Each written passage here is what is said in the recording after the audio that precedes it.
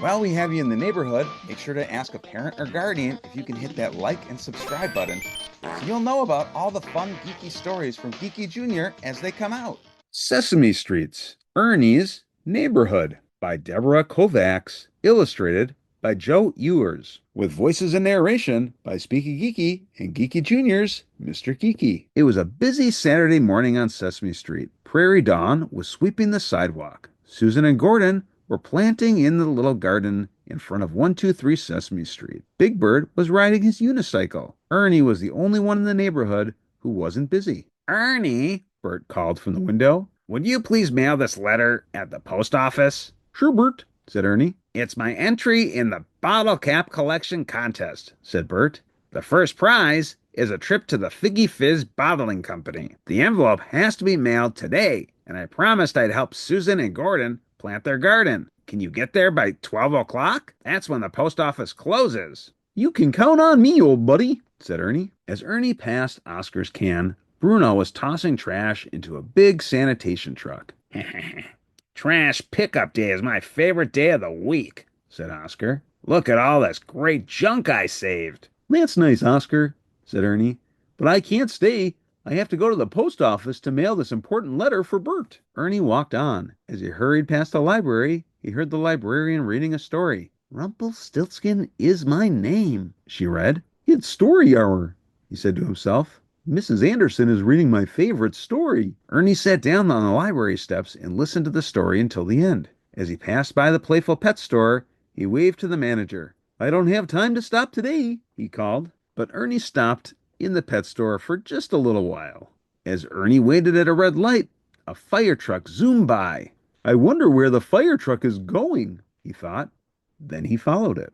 The fire truck drove to the fire station and parked inside. Ernie saw the firefighters climb off the truck. He watched them wash and polish the fire truck. "Want to help?"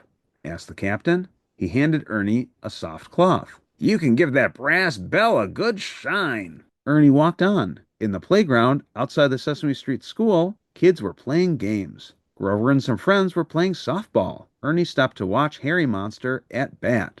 Harry swung and hit the ball. It flew high over the fence. "I got it!" cried Ernie, and he ran to catch the ball. After the game, Ernie passed Mr. McIntosh's fruit and vegetable stand. Mr. McIntosh was taking shiny red apples out of a crate and stacking them. "Hi, Ernie," said Mr. McIntosh. "Do you want an apple today?" "Thanks, Mr. McIntosh," said Ernie. "I'll eat it on my way to the post office. I have to mail an important letter for my buddy Bert." On his way again, Ernie munched his apple. Then he heard a loud whistle shrieking from behind the fence at a construction site. "I'll just peek in for a moment," he said. "The construction site is the busiest place in the neighborhood," said Ernie, as he watched a truck pour cement into buckets. Then he watched a huge crane lift the buckets of cement to the top of the building. "I'd sure like to run a big crane like that someday," said Ernie. Ernie meant to hurry past the barber shop, but then he saw Grover sitting in the barber's chair. Ernie watched Grover get a fur cut. "Just a little off the top, please," Grover said to Mr. Snippet.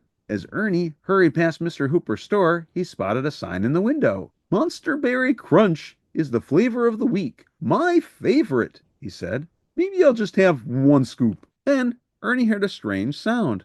"Cuckoo, cuckoo." "What's that bird?" Ernie wondered. He followed the sound to the fix-it shop. "Louise, what's that noise?" asked Ernie. "It's Bob's cuckoo clock," said Louise. "I'm fixing it. Listen." A bird popped in and out of the clock. "When it sings cuckoo 12 times, that means it's 12 o'clock," said Louise.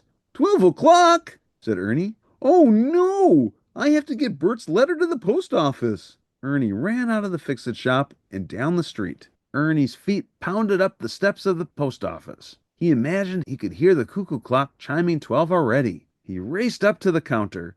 "Please, I have to mail Bert's Figgy Fizz letter," he said to the postal worker. "I promised to mail it today. I ran and ran to get here by 12. Ernie stopped, out of breath. "Don't worry," she said. "Your letter will go out today. You made it just in time." "Oh, thank you," said Ernie. When Ernie got back to Sesame Street, Bert said, "You missed a busy morning on Sesame Street. Did you mail my letter in time, Ernie?" "Sure, Bert," said Ernie. "No problem. The end." Don't forget, to visit Geeky Junior for more of the stories that you love, only on Geeky Junior and SpeekyGeeky. Ask a parent or guardian if you can subscribe to Geeky Junior today.